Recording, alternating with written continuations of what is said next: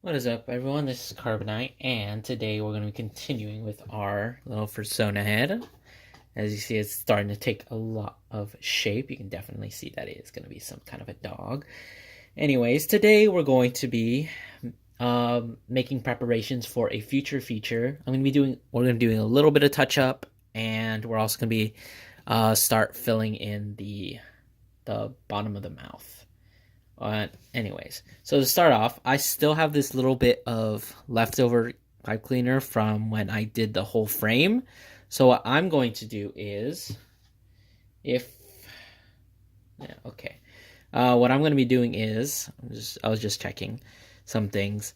So as you can see, we have the original frame. It's attached to like the frame of the top of the snout. Anyways, what we're going to do is we're going to take this PC and then we're going to just like cross it or run it across, and we're just going to want to make sure that it's nice and tight so that we have this little bit of bar there.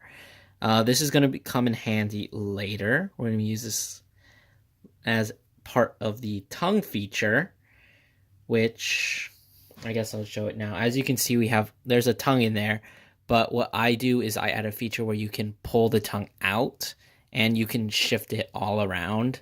And the way that we add that gimmick is with this bar. So we're just going to have a bar in there, and that's basically what's going to hold the tongue and allow it to have some movement as well. And it does also help with like structural integrity, so that's good too. Anyways, now that we have that done, our basic outline of the snout is done. The mouth is pretty much done. I'm going to cut off this excess because I really don't need it. Anyways, we're going to be, speaking of structural integrity, we're going to be adding a little bit of that too. Because as you can see, these cheeks are kind of just flapping. And really, I don't think any like normal dogs have something that can just cut through there. So what we're going to be doing is we're going to be sewing the cheek, and we're going to be attaching it slightly to the snout. Not too much, not too tight, because we still want to have that nice articulation so that it can move up and down and actually open the mouth. So if we fasten it too far, we will lose just like all of that movement. So what I'm going to do is it's going to take a bit of pipe cleaner. I'm going to make a hook. I think I'm going to tie it nice and tight so it doesn't pop off. And I'm just going to poke it through the last bit, trying to get some of the original frame.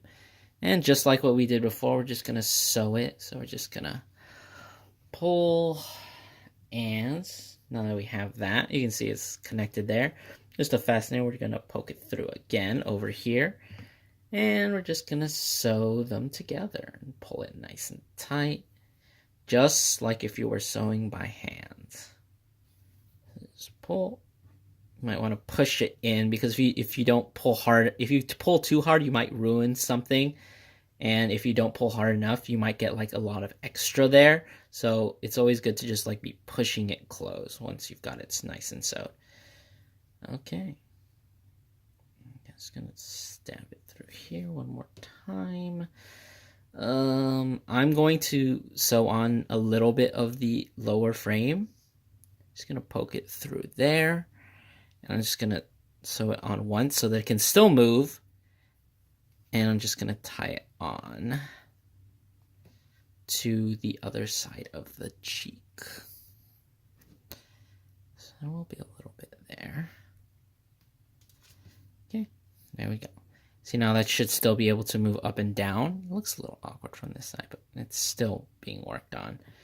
I might want to actually add some more so that's tighter there, but I will do that later. So as you can see, there is like, it kind of pulls out. And we have our original frame, and then we have this bit. So I think I'm just going to sew a little bit more so that they're nice and fastened a lot closer. So I'm going to sew those pieces together between. But before we move on, before we do that, what we're going to do is we're going to be adding the bottom of the mouth. That's a little awkward. And the way we do that is, just like with everything else, we're going to be making a frame and then attaching it. So what I'm going to do is I'm going to measure out how much I'm going to need. make those bends. This one's particularly easy to make the frame for because you already have a little bit of a cavity in there. So all you have to do is measure it out, pull it back, and now you have your frame. Pull it out, and now you have a frame. Just tie it. I think I'll tie it deep. Shorten it up a little.